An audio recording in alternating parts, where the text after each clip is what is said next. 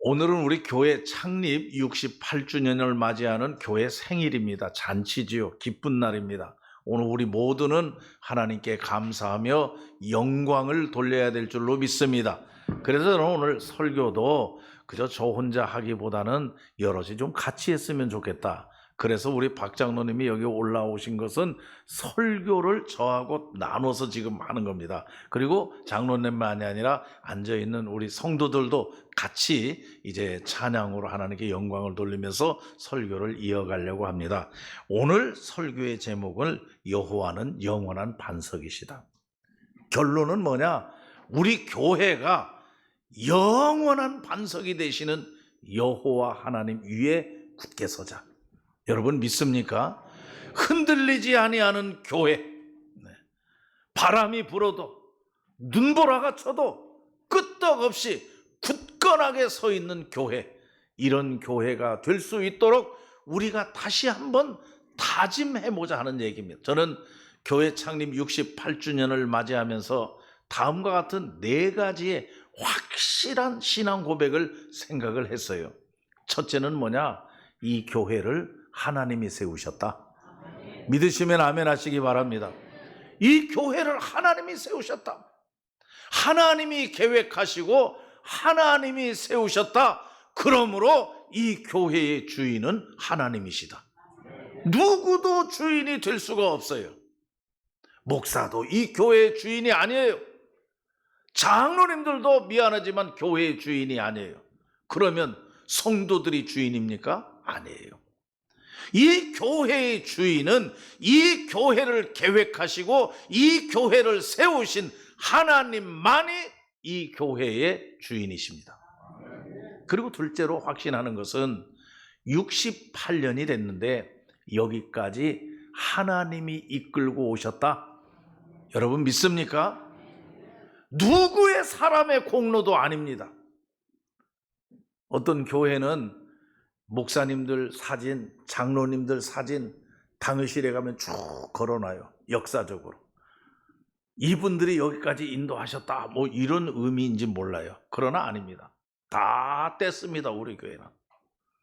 이 교회를 여기까지 인도하신 이는 오로지 여호와 하나님 한 분입니다. 누구도 주장해서는 안 돼요. 누구도 공로가 없습니다. 하나님만이 이 교회를 이끄셨어요. 그리고 셋째로 확실한 신앙 고백은 뭐냐?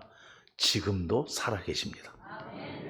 살아계신 하나님, 그 하나님이 지금도 현재도 이 교회와 함께하고 이 교회를 이끌고 가고 계신다고 하는 말씀이에요.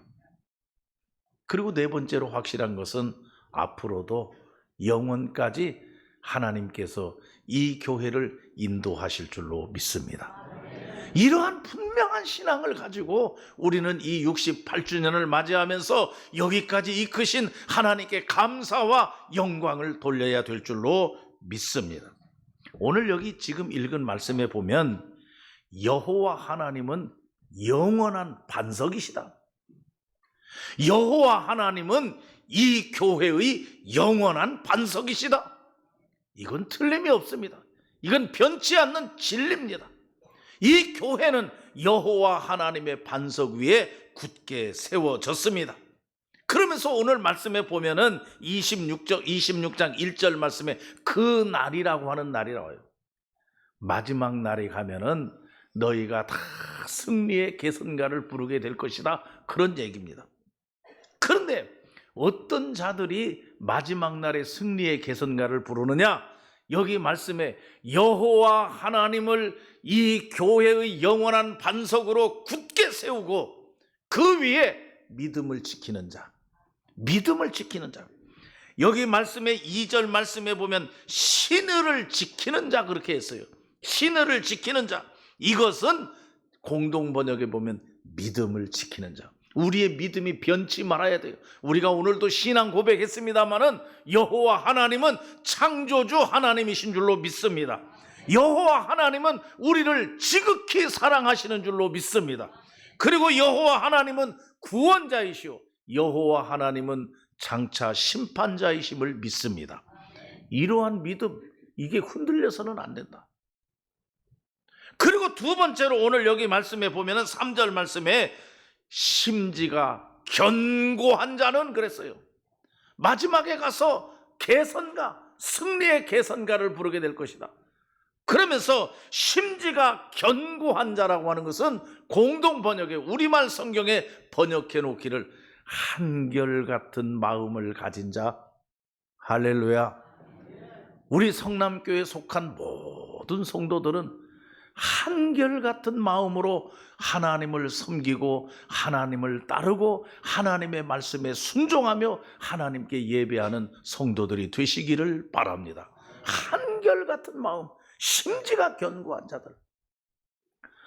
그리고 세 번째로 오늘 여기 말씀에 보면은 7절 말씀에 의인의 길은 그렇게 얘기했어요. 의인이 돼야 된다. 근데 여기서 의인의 길이라고 하는 것은 다른 성경에 보니까 어떻게 해석되느냐? 바르게 사는 자는 그렇게 했어요. 우리 교회는 바로 알고 바로 믿고 바로 사는 바른 교회. 이게 우리 교회의 비전이에요. 변하지 않아요, 이것은. 그래서 우리는 그 어떤 교회보다도 바른 교회라고 하는 얘기를 많이 해요.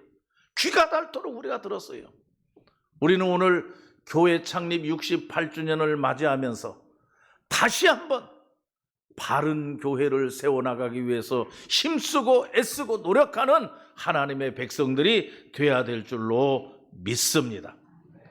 오늘 말씀에 믿음이 흔들리지 아니하는 자, 그리고 심지가 견고한 자, 한결같은 자, 그리고 바르게 사는 자, 그 신앙이 여호와 하나님은 이 교회의 영원한 반석이라고 하는 그 반석 위에 굳게 서 있는 자들은 오늘 여기 말씀에 7절 말씀에 의인의 첩경을 평탄하게 하리라.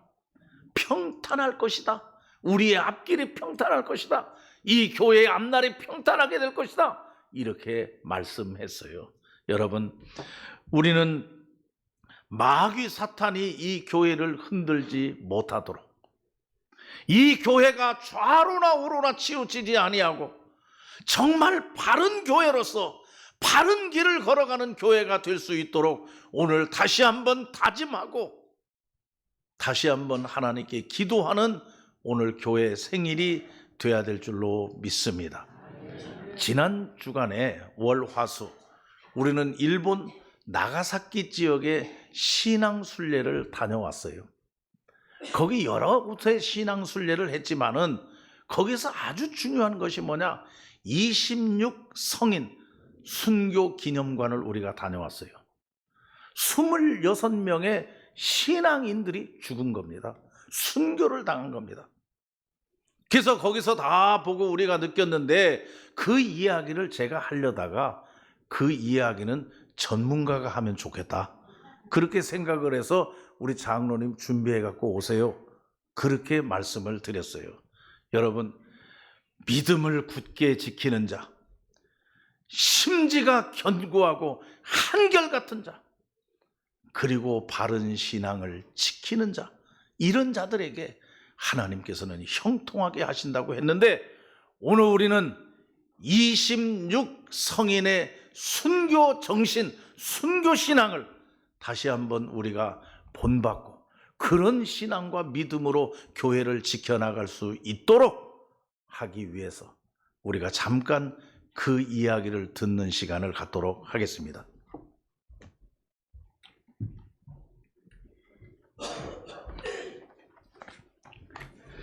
네, 말 속에서 제가 말씀을 드려야 되는데 감히 이곳에 서서 말씀을 드리게 돼서 대단히 미안하며 송구스러운 마음입니다. 말씀드리겠습니다. 나는 아무런 죄도 범하지 않았는데 단지 예수 그리스도의 가르침을 전파했다. 그 이유로 나는 죽는다.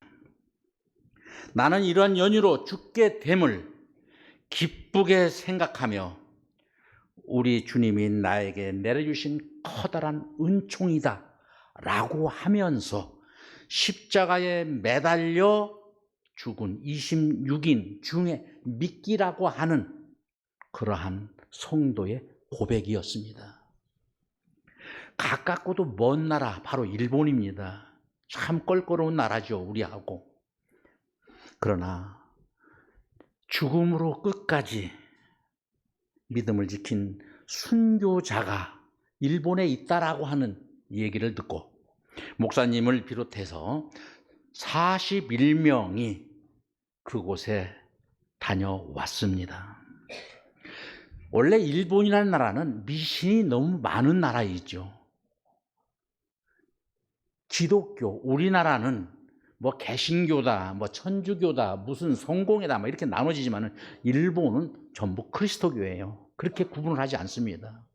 일본의 그리스도교가 맨 처음에 전해진 것이 1549년 스페인의 선교사 프란시스코 하비에라라고 하는 사람이 처음에 나가사키에, 일본의 나가사키 남해안에 도착을 해서 선교를 하게 됩니다. 선교할 때 그들이 끼친 영향이 의료, 교육, 복음, 서양의 기술 문명을 그곳에 전해줬습니다. 그때 일본의 사회는 어떤 사회였느냐?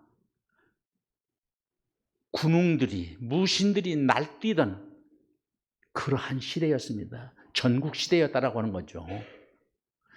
이렇게 되자 하비에르가 일본에 처음 들어오게 되자 많은 선교사들이 일본 나가사키를 중심으로 해서 복음을 전파하며 서양의 기술 문명을 전파하기 시작했던 거죠. 전국적으로 퍼지게 됐습니다. 전국, 그 어수선한 전국을 통일했던 도요토미 히데요시, 이 사람을 많이 들어봤을 겁니다. 1592년 우리나라에 쳐들어온 임진왜란을 일으켰던 사람이에요. 이 사람이 서양의 기술 문명, 서울의 서양의 복음, 서양의 어떤 의료기술 다 좋은데 그 중에 더 좋은 것이 있었어요. 서양의 기술 문명 중에 총포를 만드는 기술, 이를 바탕으로 해서 조총이라고 하는 커다란 무기를 만들게 되었죠. 그걸 가지고 우리나라에 쳐들어왔던 거예요. 이게 임진왜란입니다. 그런데 도요토미 히데요시가 가만 생각해 보니까 계속 서양의 선교사들이 들어와서 뭐 포교를 하고 전도를 하고 뭘 하는데 가만 보니까 이러다가는 서양 세력에 의해서 우리 나라가 점령당하는 거 아닌가, 식민지가 아닌가라고 생각을 했던 겁니다. 그래서 1587년 그는 선교사 추방령을 내리게 됩니다. 우리 일본에서 선교사를 전부 추방. 그럼에도 불구하고 추방된 선교사도 있지만은 거기에 숨어서 복음을 전파하는 이런 이들도 있었다 그 말입니다. 이렇게 되자 도저히 이러한 서양 세력, 천주 그리스도 교도들을 갖다가 어떻게 처벌할 길이 없습니다. 그래서 그는 1597년 1월에 금교령을 내립니다. 이 그리스도교를 우리 일본사에서 완전히 없앤다. 그래서 마구 잡아들입니다. 믿느냐, 믿겠느냐, 안 믿겠느냐. 그래서 그 믿음의 그 증표로 믿겠다는 사람들 전부 귀를 잘라버려요. 귀를 전부 자르는 게 아니라 귀를 요만큼 잘라내는 거죠. 그래서 저 이놈은 크리스찬. 이렇게 금교령을 내려가지고 그 당시 일본의 수도가 어디는 교토였습니다. 교토에서 흔히 일본의 예루살렘이라고 하는 나가사키까지 거리가 약 1000km쯤 됩니다. 1000km면은 자그마치 2500리 정도 되는 거죠. 그 거리를 포송줄로 묶어서 맨발로 26명을 나가사키까지 약 30일에 걸쳐서 걸어서 험산 줄령을 넘고 또 배를 타고 해서 나가사키에 도착하게 됩니다. 그리고서는 어디까지 끌고 올라가느냐? 나가사키의 가장 중심부에 있는 니시자카라고 하는 언덕까지 끌고 올라갑니다. 그래서 그들을 마지막으로 기회를 줍니다. 너희들이 살 수 있는 기회가 바로 뭐냐? 이겁니다. 후미에라고 하는 일본말 있습니다. 처음에 종이에다가 예수님의 상을 그려놓고 그 찢겨진 발로 밟고 지나가라는 거죠. 지나가면 살려주고, 만약에 밟지 않는 사람은 그 현장에서 그냥 처형을 했습니다. 그런데 26명이 교토에서부터 나가사키까지 끌려오는 그 중간에 부자가 가만 보니까 어떤 사람들이 끌려가거든요. 끌려가는 걸 보니까 저게 무슨 행렬이야. 하나님을 믿는다고 하는 사람들, 크리스찬들이 그 죄를 지어서 끌려가는 겁니다. 그러면 나도 예수를 믿는데 나도 같이 갑시다 해서 끌려간 부자가 있어요. 2명이. 그러니까 교토에서는 24명이 갔는데 26명이 된 겁니다. 일본인 20명, 스페인 선교사 4명, 포르투갈 신부 1사람, 멕시코 신부 1사람 해서 외국인 신부가 6명, 일본인 26명. 이때 니시자카에 도착한, 언덕에 도착한 그들에게 형벌을 가하는 겁니다. 어떤 형벌을 가하느냐? 거꾸로 매달아서 오물을 뒤집어 쓰게 합니다. 그래도 배교를 하지 않습니다.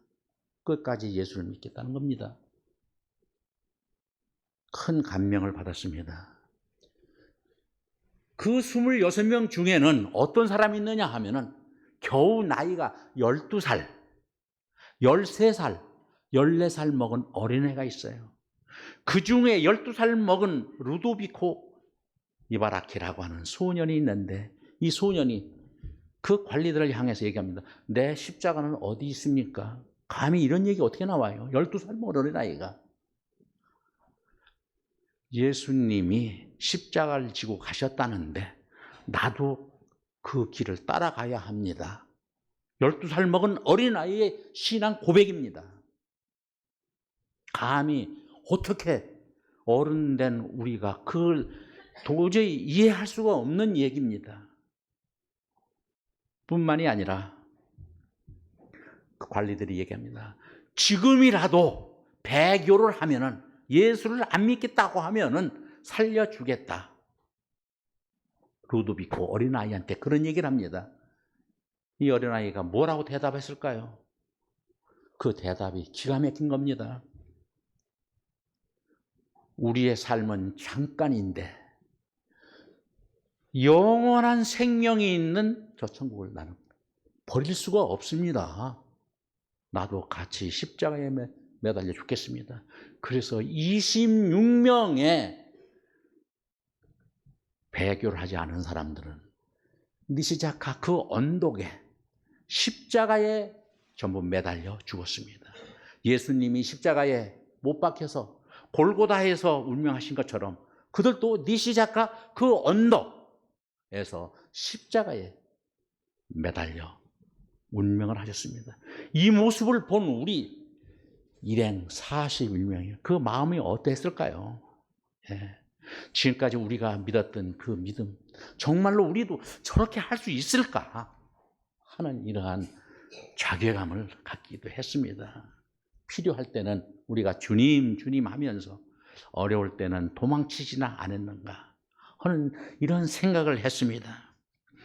그래서 이 모습을 보고 들은 우리 신앙순례팀 41명은 주님에 대한 믿음을 다시 한번 확인하는 계기가 됐습니다. 이러한 때 나라면 어떻게 했을까? 어떻게 했을까 하는 얘기입니다. 어린 루도비코와 같이 순교의 각오로 십자가를 졌을까 하는 양심의 도전을 받았습니다. 우리 일행 중에 어떤 사람은 가슴이 뭉클해지고 눈물을 흘리는 이도 봤습니다. 순례팀은 그 장소에서 무거운 마음으로 그 동산을 내려왔는데 그 니시자카, 바로 그 동산이 바로 예수님이 십자가에 못 박으셨던 골고다와 같은 그 언덕이 아니었을까 하는 생각이 들어갑니다. 큰 감명을 받았습니다. 우리 성도들이 다 같이 가서 거기서 큰 은혜를 받았으면 얼마나 좋았을까. 우리 41명은 그곳에서 그 십자가의 형장에 이슬로 목숨을 바친, 순교하신 그런 분들의 넋을, 정신을 오늘에 사는 우리들이 받아야 되지 않겠는가. 일본이라는 나라가 그리스도교가 별로 없잖아요. 그리스도교가 있어도 불과 몇 프로입니다. 일본의 그리스도교 신자가 0.7%입니다. 1억 2천 인구에. 그마저도 몽땅 일본에 있는 교회 같은 교회가 몽땅 합쳐서 0.7%. 그 중에는 어떤 사람들이 있냐? 외국인들이 와서, 우리 한국 교포들이, 또 외국인들이 와서 다니는 사람 포함해서, 그러면 순수한 일본인들만 0.5%를 합니다. 그러나 지금도 코로나를 거치면서 어려운 상황에 있는 그들이 실제로 교회에 들어가서 예배를 드리는 사람은 0.2%라고 합니다. 0.2%. 1억 2천의 일본 인구 중에 0.2%면 겨우 24만 명입니다. 1597년에 26명의 순교자들을 냈던 일본입니다. 우리의 선배들, 믿음의 선조들도 이 땅에서 엄청난 많은 피를 흘렸습니다. 그러한 피를 흘리고 오늘날까지 우리나라 그리스도교를 발전시켜 왔고, 또 우리 성남교를 여기까지 인도해 줬습니다. 요 뒤에 있는 영상을 한번 봐주십시오. 그 26사람들의 그러한 것을 이렇게 조각해 놓고 우리 41명이 조용히 이렇게 해서 사진을 찍은 겁니다. 그리고 무거운 발걸음으로 여기를 내려와서 두 번째의 장소인, 우리는 어디로 왔느냐? 운젠이라고 하는 온천 지역에 왔는데, 거기는 온천이 아니라 땅에서 그대로 펄펄 끓는 열탕입니다.